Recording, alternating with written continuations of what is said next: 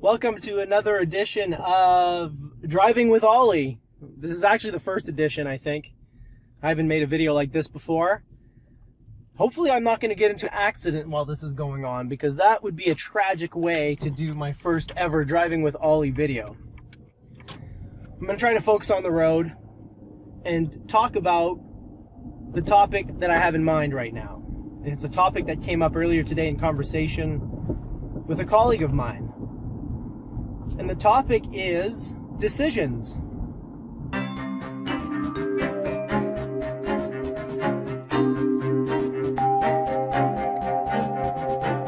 The decisions you don't make end up getting made for you, either by someone else or by something else. Why is this important? Well, because you're faced with a lot more decisions than you think. I mean, there are the obvious decisions. Should I get married? Should I buy a house or rent? Should I start a new diet? Should I go shopping? Should I save my money? Should I apply for this job? Should I quit my job? These are the decisions that we tend to think about and deliberate over the most. In between those obvious decisions, however, you will find hundreds and hundreds, if not thousands, of smaller, less obvious, much more subtle decisions. And these subtle decisions are the ones that we most often ignore. I guess ignore is the wrong word. We don't ignore them because ignoring implies that we know that they're there and we deliberately look away. Well, that's not the case in my experience. In my experience, those subtle decisions are not ignored. We're just totally unaware that they even exist. So I already gave you some examples of the obvious decisions, the big decisions that we're faced with on a daily basis. So what are these subtle, small decisions? These hundreds and thousands of decisions that we're faced with not only every day, every moment of every day. Now, I'm not exaggerating. There are lots and lots and lots of decisions to be made, and most of them just fly under the radar. At every moment, you have to decide what you're going to think about. You have to decide how you're going to think. You have to decide what you believe. You have to decide what principles or ideas are going to guide your actions. You have to decide how you're going to react to any given stimuli. Whether it's someone cutting you off in traffic or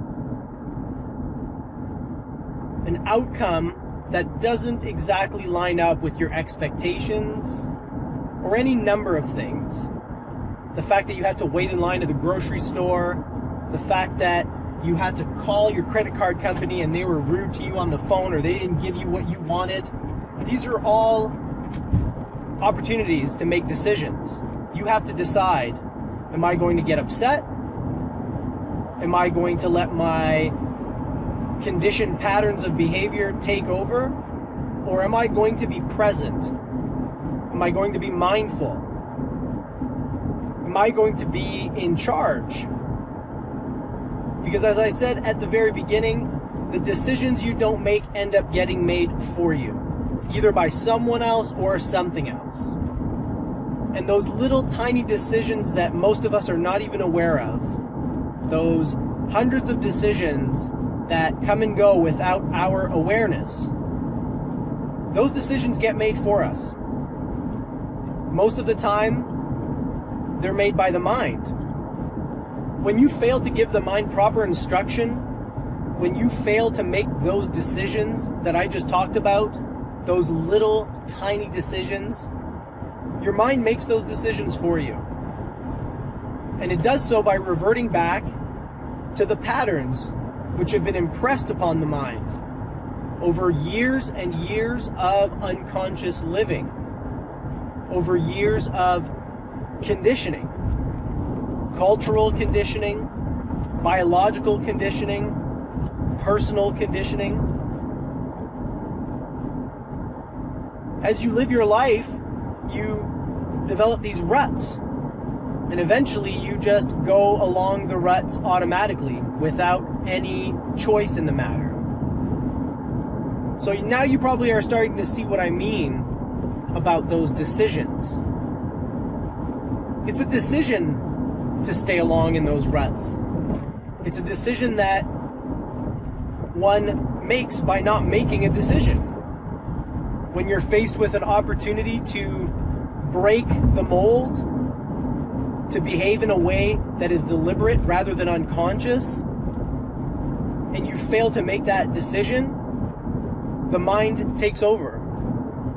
You go into autopilot. So for instance, I have a Subaru in front of me, driving rather slowly on the highway. 10 under the speed limit if I'm going to be exact. Shout out to my buddy Jim Smythe, by the way. Jim, I know what you mean about all those Subaru drivers, brother. My buddy Jim has a theory about Subaru drivers, but I'm not going to get into it in this video. I'm going to stick to the topic at hand. So this person in front of me is driving slowly on the highway, and my initial instinct is to get frustrated with them. But there's a decision right there.